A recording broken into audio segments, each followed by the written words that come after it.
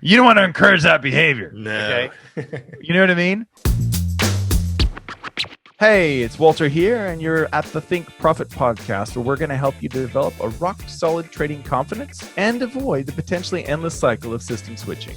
Right, Hugh? That's right. We're going to help you develop a wealth mindset, develop a trading strategy that fits your core personality, and help you overcome the obstacles that stop over 90% of traders. All right, Hugh, sounds good. You ready to go? Yeah, let's do this. Hey, Walter, here's an interesting idea, especially during this time. Do you think it's possible to change everyone's mind? Like, to see your perspective, at least? Well, I guess my question would be, why would you want to, right? Like, that's the thing, though, right? And a lot of people go around trying to change other people's mind, whether it's trading related or whatever opinion they have. They try and go and change another person's opinion, and then they get all frustrated and mad, right? But I believe, like you said, why would you want to change anyone's mind? Yeah, it's tough. Like I've heard this before. People get really upset and say, "Why is there pain and suffering and sadness in the world?" The only way that that there's bad times is if you can contrast it with something better, right? And so, if I disagree on the value of something like the euro against the U.S. dollar, I think it's a great thing that somebody else has the exact opposite opinion as me, because that's what makes the market, right?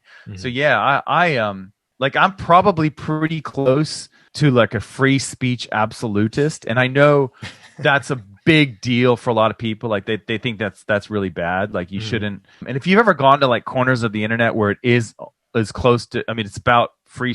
It's pretty much as close to free speech.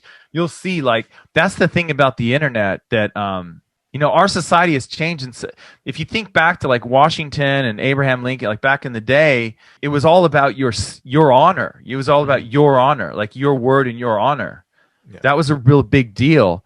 What's happened now, like on the internet, is we've taken your identity away, so it's not you anymore. It's like you're like this ghost. You know what I mean? You're like this online identity. And so as an online identity, you can go out there on the internet and these free speech forums and just say whatever you want with no real consequence, because at the end of the day, you can say all these crazy things, and then you walk into the store and nobody knows that was you saying that, and probably nobody in the store even goes on that online forum anyway, right? Yeah, but like that, do you know what I mean? Like it's sort of, we've taken that away.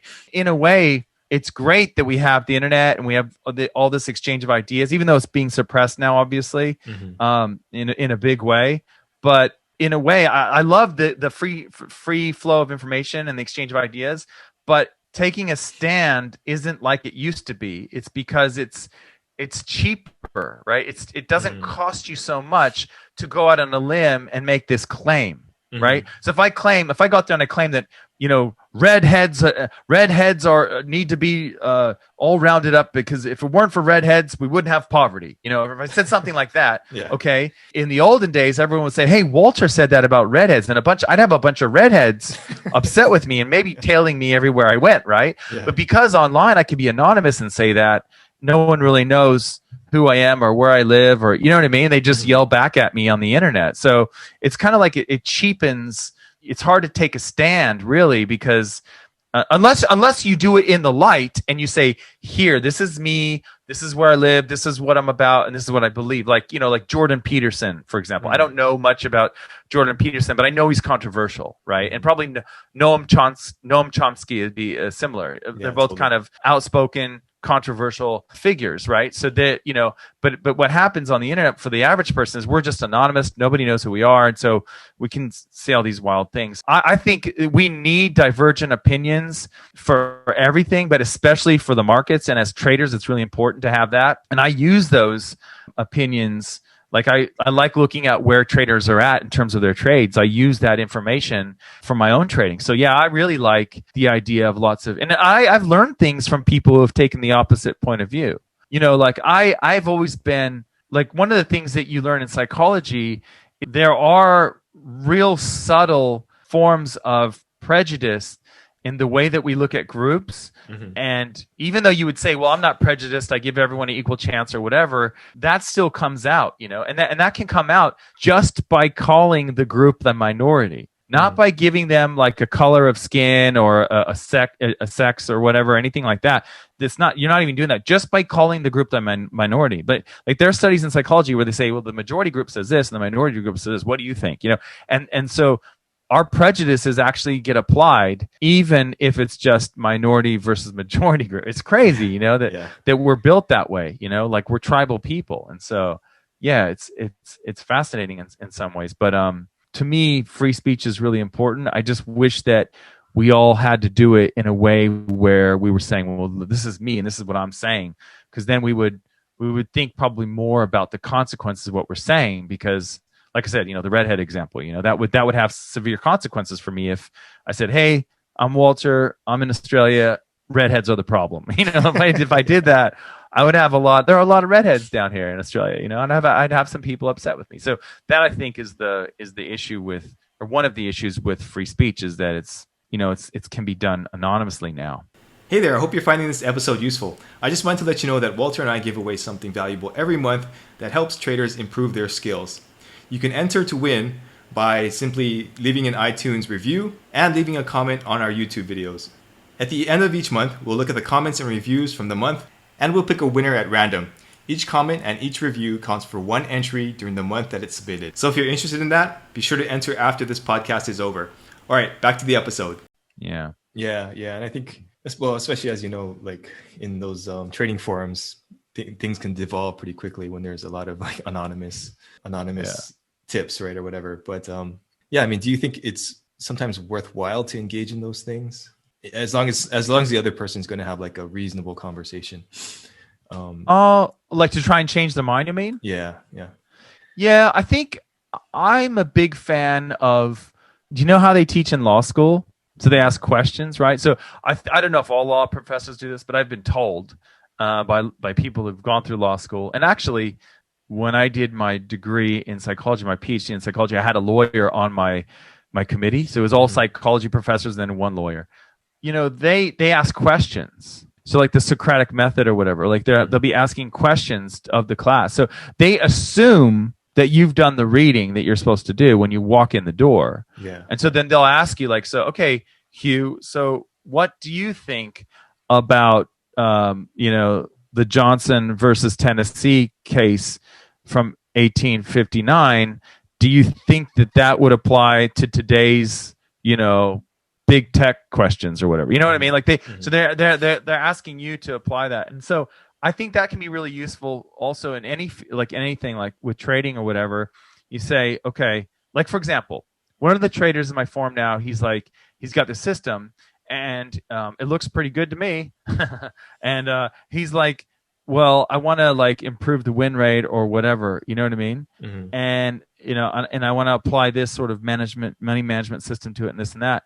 And I'm like, well, why do you want to improve the win rate? Like, it's already 75%. It's already seems good to be pretty good to me. Yeah. Like, and if you run the numbers of the risk management system that you're looking to apply to this, it's going to look really good. So why not just, you know what I mean? Why not just do that? We get stuck into these little things. And I think there's a problem too with trading. We can get emotionally attached to our strategies. If we spend so much time working on them, it's really hard to throw them away. Whereas if we have like 100 strategies and we see one that's just not working anymore, we can just see you later, goodbye. But if we've only got 2 and we're emotionally invested, that's tough. That's really tough to be able to put it aside, because what else are you going to do? You got to start from scratch again. So I think it's really important to always be testing and looking at new ideas. For me, anyway, that's important. So I think the best way to get someone to that point is to ask them questions. Like kind of lead them. And women are really good at this. Like, some women will say, "Yeah, you're wrong," but that's more of a guy thing to do, right? Like, "Oh, you're an idiot," you haven't even looked at it, have you?